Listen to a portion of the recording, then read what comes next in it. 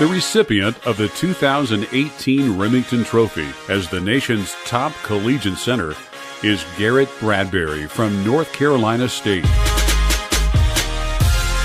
Bradbury becomes the 20th winner of this prestigious award and was a veteran leader on the offensive line for the Wolfpack this season. A fifth-year senior from Charlotte, North Carolina, Bradbury began his college career as a 250-pound tight end, but had the frame and the tenacity to make the move to offensive line for the Wolfpack in his second season. At 6'3" and 300 pounds, Bradbury was a 3-year offensive line starter for North Carolina State with the last 2 at center, leading one of the most successful careers at the position ever for the Wolfpack. Bradbury played 99% of NC State's offensive snaps as a team captain this season. He helped lead an offensive line that paved the way for a rushing attack that saw senior running back Reggie Gillespie put up over 1,000 yards rushing, and the Pack had a 1,000-yard rusher 3 years in a row. The Wolfpack allowed just 10 sacks this year, the 5th fewest in the nation, and over the last 2 with Bradbury at center, Ryan Finley had been sacked a grand total of 21 times in 25 games, ranking first in the ACC. He did not allow a quarterback pressure all season long and was consistently listed as one of the top performers on offense nationally this season. Bradbury also lived an offensive lineman's dream by scoring a touchdown in the final regular season game against East Carolina. How about the big fella plunging in? Garrett Bradbury, the center, 24 starts, Outland Trophy nominee, all-conference performer, grad student, outstanding in the classroom. He just got you a touchdown. Bradbury was named a first-team All-American by both the Associated Press and the Football Writers Association of America, and was also named a Walter Camp First-Team All-American. He was on the ACC Academic Honor Roll each of the past 4 years, and went on to be named a first-team All-CC performer this year, as well as a semi-finalist for the 2018 Outland Trophy. Garrett Bradbury has many qualities that will make him very attractive to the NFL on draft day. He has a great deal of athletic ability, understands the position and technique, and will bring a ton of experience to any NFL team that selects him. So look forward to seeing Garrett playing on Sundays next fall. Ladies and gentlemen, college football's most outstanding center and recipient of the 2018 Rimington Trophy, Garrett Bradbury.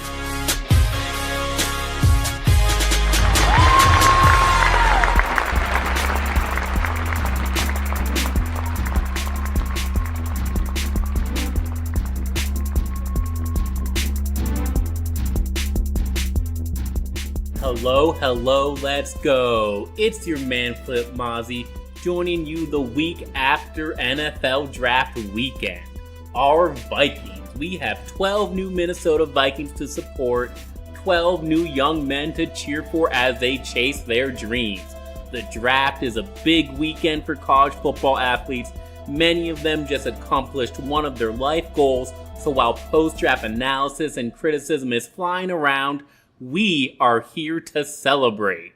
Celebrate Garrett Bradbury. The Vikings take another former tight end, along with last year's second-round pick Brian O'Neill. Garrett went to NC State, transformed himself into a phenomenal center during his tenure there.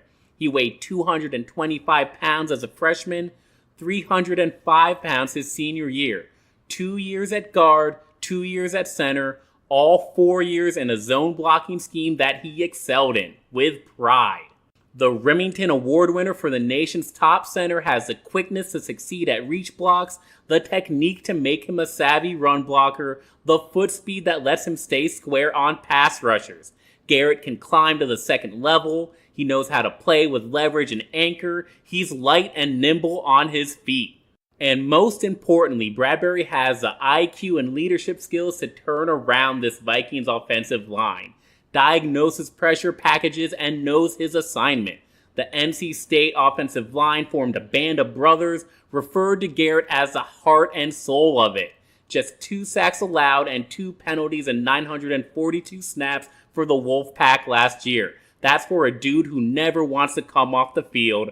It's a safe pick at a position where our purple desperately needed one. At 18, Jonah Williams and Chris Lindstrom were the only offensive linemen off the board. 0 cornerbacks had been taken. They could have drafted edge rusher Montez Sweat, or offensive tackle Andre Dillard, or tight end Noah Fant. Elite athletes, but Garrett Bradbury ain't no slouch either. He's an elite 92nd percentile athlete and a plug-and-play offensive lineman who will start for Minnesota in 2019. Kirk Cousins will love him. Dalvin Cook will love him even more.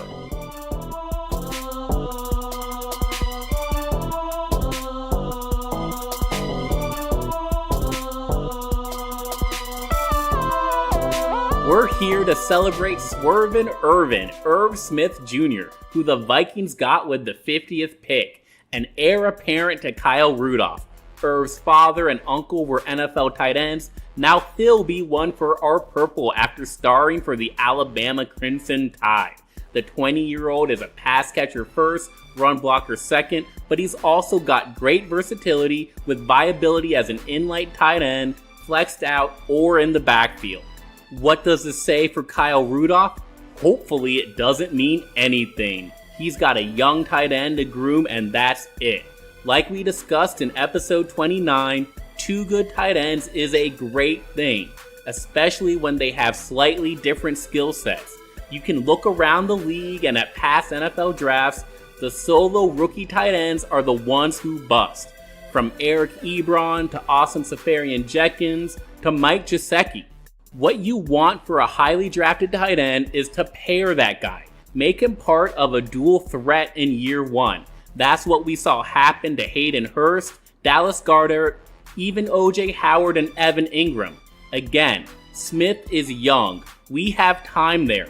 Look for solid impact in year 1 before he grows into a stud tight end by year 3. We're here to celebrate Alexander Mattison. Rick Spielman stayed at 18, stayed at 50, could have stayed at 81, but this is slick Rick we're talking about. Sooner or later, he's gonna get his trade on, and trade he did. Trading down from 81 to 88, then to 92, then to 93, then to 102. 4 trades to nab 4 extra day 3 picks and take Madison. Now, the trades meant skipping over a lot of players the Vikings had shown interest in. Lineman Nate Davis, Trey Pipkins, and Yadni Kajust.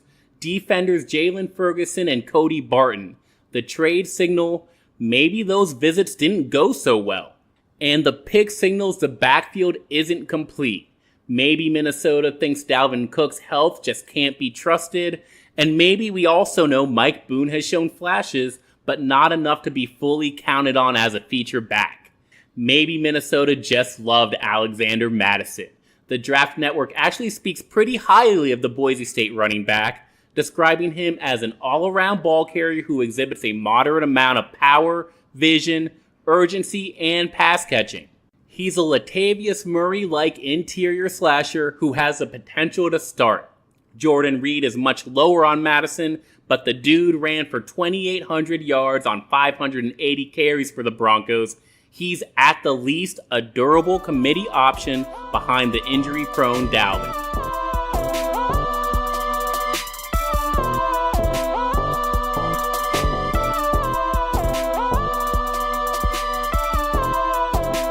On day 3, we saw so many picks. The Vikings entered Saturday with 9 picks. I was hoping we would see some trade-ups, but we really only saw 1. The one and only trade-up was for Drew Samia, a pick to solidify the interior offensive line and maybe compete for a starting spot. The Vikings started free agency very thin at interior offensive line. Now that position is fully replenished. Pat Elflein, Josh Klein, Brett Jones, Danny Isadora, Garrett Bradbury, and Drew Samia will all compete. That's 6 guys for 3 starting spots. Samia was grown for this, from a family with 3 uncles that played offensive line in college and part of the top offensive line in the country, the Oklahoma Sooners.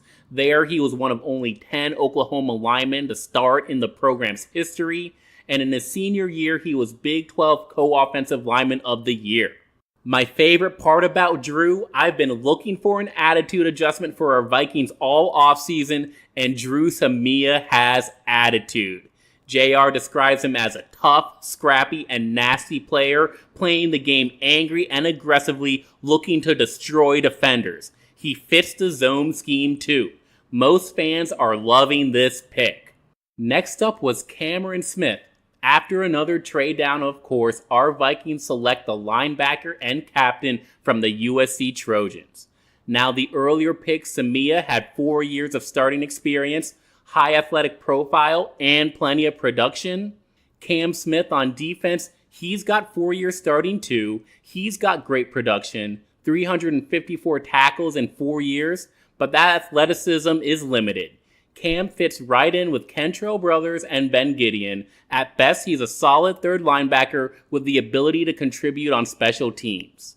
The next string of picks happened fast. 3 picks together at 190, 191, and 193 were our purple selected defensive tackle Armon Watts, safety Marcus Epps, and offensive tackle Oli Udoh. Watts started just 1 year for the Arkansas Razorbacks. It was a very impressive year despite being a complete unknown before. The interior lineman notched 7 sacks in 2018 as a senior. Draft Network highlights his ability to play any inside technique and be a legit pass rush threat on late downs. So the projection here is that Watts joins a defensive tackle by committee with Shamar Stephen and Jaleel Johnson. He could be the pass rusher of that trio. Marcus Epps, the kid who walked on to start his career at Wyoming and left as a 3-year captain. Great intangibles, and Epps has athleticism too. Not much out there on Epps, but he can factor in and help provide depth after Minnesota lost Andrew Sendejo and George Aloka this spring. Oli Udoh, you gotta get Nigerian in the draft. That's just common sense. Rick Dennison gets his project. Udoh is huge and was actually too big. You know how Garrett had to gain 80 pounds? Oli had to lose 60 pounds and still weighs 323. He's raw, and Minnesota has some work to do here. Figure out whether he's a tackle or a guard, and clean up his coachable traits. Lots of polish is needed. Get to work, Dennison.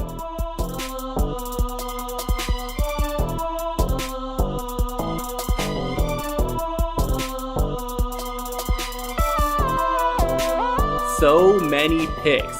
12 of them. This might go longer than 15 minutes, y'all. I'm just warning you now. After 5 day 3 picks already, our Vikings had 4 more to go in round 7. 11 teams were already done with their 2019 NFL draft, but Rick Spielman wasn't. He started at 217 with cornerback Chris Boyd.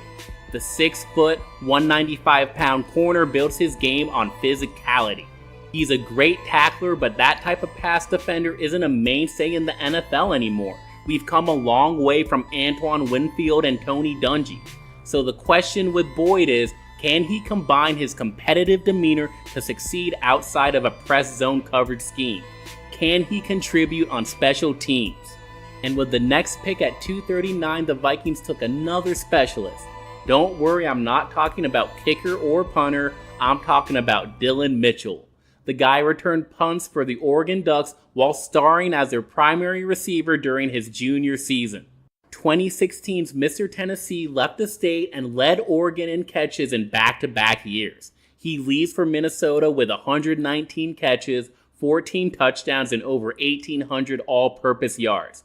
14.4 yards per reception, that's all the college production you could ask for from a receiver in the 7th round. We're celebrating Mitchell because the dude can gadget. Scouts say he's got great ability after the catch, versatility too. Size to play outside, agility to line up in the slot. And that means we can hope for some year 1 impact while Mitchell works out his other traits. Back-to-back receivers in the 7th round.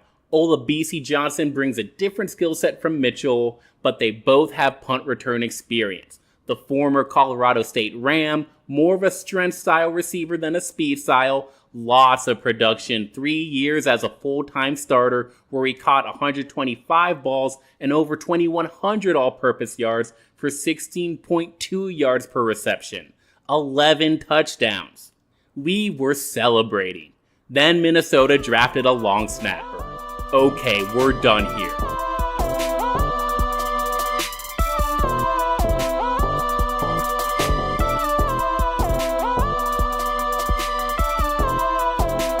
Now to wrap things up, we're not gonna do draft ratings or draft grades. Y'all can find that stuff anywhere, and this is a celebration of our 12 new men in purple. But there are some themes that define Minnesota's draft and how it relates to where this team is. So let's talk about them. First, the importance of this draft. During 2018 free agency, I wrote an article on Climbing the Pocket about how teams are built around expensive quarterbacks. I looked at the Lions and the Ravens, the Giants and the Steelers, and the Cowboys in the Tony Romo era. I purposely removed the elite quarterbacks like Aaron Rodgers, Tom Brady, and Phillip Rivers. What I found was that for these teams, success was far more correlated with draft success than for other teams. And you can see it with the Vikings. Look at 2015, how that draft of Eric Kendricks, Trey Waynes, Danielle Hunter, and Stephon Diggs put us in the playoffs right away.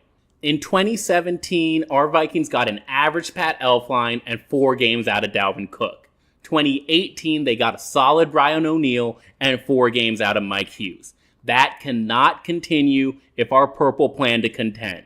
Garrett Bradbury has to be the plug-and-play offensive lineman he's projected to be, a day one starter. Irv Smith Jr. needs to have at least 30 catches, and some of those other gentlemen need to pan out long-term too. In my study, none of those teams succeeded with fewer than 2 good rookies per year. I like the 2017 and 2018 Vikings drafts. Those are not the goal. Those are not good enough. 2015 is the goal. And Minnesota is looking to accomplish that with a group of guys that have an absurd amount of intangibles. That's theme number 2. Garrett Bradbury led that NC State line. Alex Madison has been through a lot. We talked about Drew Samia's mean streak. Cam Smith, the captain for the Trojans. Marcus Epps, another captain who walked on. Minnesota valued leadership and production throughout the draft. Now for themes 3 and 4, let's bring in some other teams. Similar teams, bring them into this conversation to frame what the Vikings did. First are the Denver Broncos, a defense-first team with a highly paid quarterback as well. What did they do early in this draft?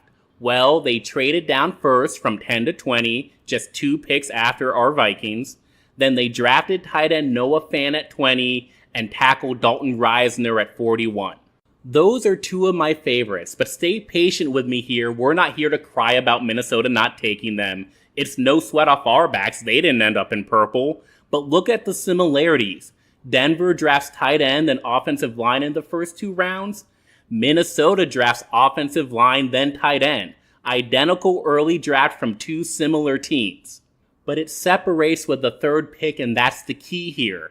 Denver trades up for Drew Lock at 42. Minnesota trades down for Alex Madison at 102, 60 picks later. So that right away shows the difference in opinion between Joe Flacco and Kirk Cousins, and the value of that opinion. The Broncos see Flacco as short-term, trades up to get their favorite quarterback. The Vikings, because they have belief in Kirk, whether you think that's warranted or not, that belief allows Minnesota to gather an unprecedented amount of picks. Denver ends this draft with 6 rookies. Minnesota selects twice as many, 12. The direct comparison shows that simple belief in Kirk Cousins, just the thought of having a franchise quarterback, netted Minnesota 6 extra rookies from this draft class. And we've never had a chance to use this strategy because we've never had the quarterback to execute it. It hasn't happened to us in decades. And if you want proof of that, look at theme number 4. You know who also traded down a ton of times for a ton of picks? The Seattle Seahawks. 11 picks for them. Both the Vikings and the Seahawks made 6 trades during the draft. Why would Seattle and Minnesota have such similar strategies? We know why. Again, it's quarterback related. Seattle just paid Russell Wilson. He's set to make $35 million on average through 2023. It's a perfect example of how highly paid quarterbacks increase the importance of the draft for those franchises. Teams have studied this, and in this draft, we saw two different teams in the same situation execute the same strategy. So before we make snap judgments or conclusions about any of these individual picks, the main takeaway is that the Vikings have belief in Kirk Cousins. Sure, they signed Jake Browning as an undrafted free agent, but they had already used the extra draft capital generated.